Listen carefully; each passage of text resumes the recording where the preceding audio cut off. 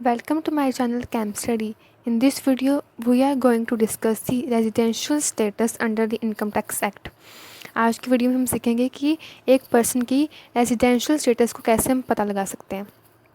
First इसका meaning क्या होता है कि नागरिकता, ठीक है, कि एक पर्सन इंडियन है कि नहीं है। और you can say for how many days he और she has physical stay in India. जैसे कि आपको पता है इनकम टैक्स किस पर अप्लाई होता है, पर्सन पर, ठीक है। तो हमें ये देखना होता है कि वो जो पर्सन है, ठीक है, वो इंडियन है कि नहीं है, ठीक है। जैसे कि फॉर एग्जांपल एक्स का क्या कंटिन्यू स्टे था इंडिया में, ठीक है, वो कंटिन्यू कहते इंडिया में रहा था, इट मीन्स ये क्या इंडियन है। And why not continue stay, के उसका कोई कंटिन्यू स्टे नहीं था इंडिया में। फॉर एग्जांपल जैसे कि इंडिया में, ठीक है, वो दो महीने रहा, ठीक है, बाकी के जितने भी महीने था वो कहाँ रहा, आउटसाइड इंडिया की, चाहे यूएसए चाहे कनाडा, ठीक है, वो ऐसे अपने काम के सिलसिले में अपनी ट्रैवल करता रहा आउटसाइड इंडिया। तो कहते हैं इस केस में हम वाई को अपना इंडियन मानेंगे कि नहीं मानेंगे। तो इस केस में इनकम टैक्स एक्ट ने, ठीक है, कुछ रूल्स, कुछ कंडीशंस लगाई हैं कि हम कैसे पता लगाएंगे कि एक पर्सन का जो इंडियन है कि नहीं है और एक पर्सन का रेजिडेंशियल स्टेटस क्या है। नेक्स्ट है इसकी टाइप्स।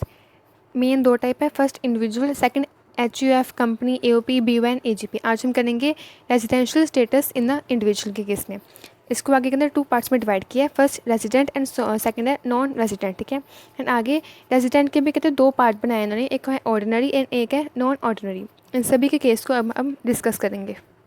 आज हम करते हैं रेजिडेंशियल स्टेटस इन इंडिविजुअल को मैंने पहले ही आपको बताया था कि इंडिविजुअल में कौन कौन आता है, like person, HUF, AOP etcetera सभी चीज़ें इनमें आ जाती है, ठीक है। अगेन इनके भी 2 कंडीशन है, फर्स्ट बेसिक कंडीशन आपको गिवन है, सेकंड कंडीशन कौन सी होती है, एडिशनल कंडीशन। सबसे पहले हम देखते हैं बेसिक कंडीशन। ये आपकी 2 कंडीशन है। फर्स्ट कंडीशन का नेम है 182 डेज, अगेन 182 डेज, ठीक है। एंड सेकंड कंडीशन का नेम क्या है, 60 days in a previous year, PY, plus 365 days, उसके नीचे आपने लिखना है 4 year preceding the previous year, 4Y PPY, 4 year preceding previous year.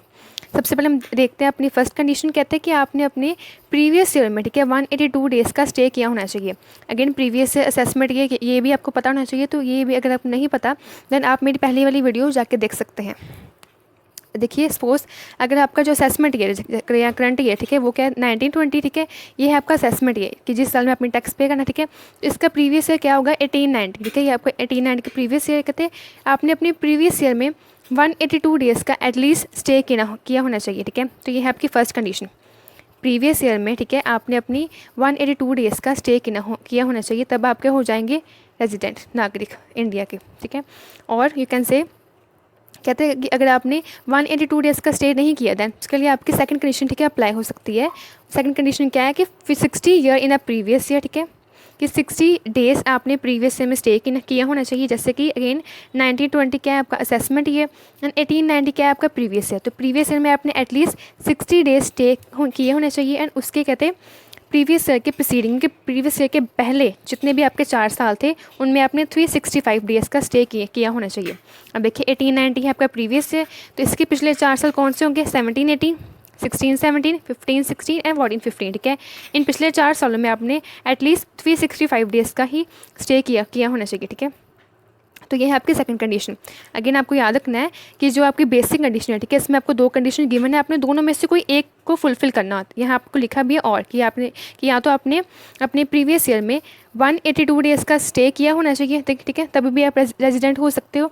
नहीं तो आपने सेकंड कंडीशन देख लीजिए कि 60 डेज़ आपने किए होने प्रीवियस ईयर पे स्टे एंड पिछले 4 सालों में अपने प्रीवियस ईयर के पहले 4 सालों में 365 डेज़ का स्टे किया होना चाहिए। अगर आप इन दोनों में से कोई भी एक कंडीशन को फुलफिल कर देते हैं देन आप क्या बन जाएंगे, रेसिडेंट। जब आपने अपनी बेसिक कंडीशन को फुलफिल कर लिया, ठीक है, देन उसके बाद हम क्या देखेंगे, अपनी एडिशनल कंडीशंस।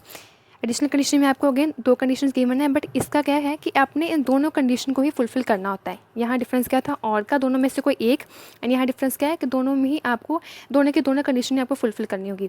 तो फर्स्ट कंडीशन का नेम क्या है, 2 आउट ऑफ 10 PPY का मतलब प्रीसीडिंग प्रीवियस ईयर, ठीक है, कि पिछले 10 सालों में, ठीक है, प्रीवियस ईयर के पहले जितने भी 10 साल है उनमें से कोई भी 2 साल का आपने स्टे किया होना चाहिए इंडिया में। जैसे कि फॉर एग्जांपल आपका 1920 क्या था असेसमेंट ईयर, ठीक है, उसका पहले वाला ये साल 1890 क्या था आपका प्रीवियस ईयर। कहते हैं प्रीवियस ईयर के पहले जितने भी साल हैं आपके उस 10 सालों में आपने कोई भी 2 साल का स्टे किया होना चाहिए।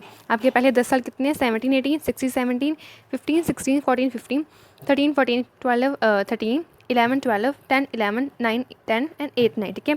इन सभी 10 सालों में से कोई भी किसी भी 2 साल का आपने इंडिया में स्टे किया होना चाहिए। एंड आपकी सेकंड कंडीशन क्या है, ये भी ऑलमोस्ट सेम ही है, क्योंकि अगर आप 365 को मल्टीप्लाई करोगे 2 के साथ, देन क्या आएगा आपका 73 डेज़, ठीक है।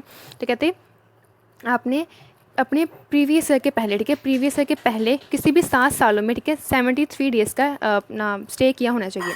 इसकी एग्जांपल अगेन आपके 1920 क्या था, असेसमेंट किया, ठीक है। 1890 क्या था आपका प्रीवियस ईयर के अंदर प्रोसीडिंग, मतलब पहले आपके जितने भी 7 साल हैं, ठीक है, उन 7 साल्स में आपने कितने दिन का स्टे किया होना, अपने 73 डेज़ का स्टे किया होना चाहिए। और आप इसे ऐसे भी कह सकते हो कि आपने 2 साल आउट ऑफ दी 7 ईयर्स, ठीक है, कि आपने 7 सालों में कोई भी 2 साल का स्टे किया होना चाहिए।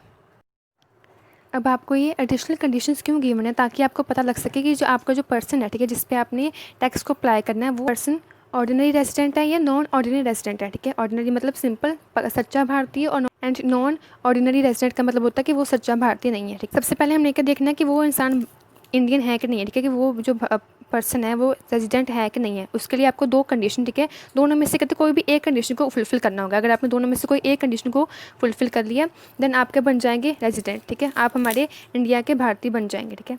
उसके बाद, ठीक है, रेजिडेंट बनने के बाद देन ये वाली कंडीशन अप्लाई होती है एडिशनल, ठीक है। एडिशनल में क्या होता है कि आपको दोनों कंडीशन को ही फुलफिल करना होता है। इसमें अगर 2 केस है, ठीक है, अगर उस पर्सन ने दोनों की दोनों कंडीशन को फुलफिल कर लिया, देन वो क्या बन जाएगा, सच्चा भारतीय, जिसे हम कहते हैं ऑर्डिनरी रेजिडेंट, ठीक है। एंड कहते हैं अगर उस कंडीशन, ये जो कंडीशन है आपकी एडिशनल कंडीशन, इसमें से कहते हैं अगर उसने कोई एक, एनी वन या बोथ, या तो दोनों में से कोई एक कंडीशन फुलफिल की होगी, ठीक है, या दोनों की दोनों कंडीशन नहीं फुलफिल की, देन वो क्या बन जाएगा, नॉन ऑर्डिनरी रेजिडेंट।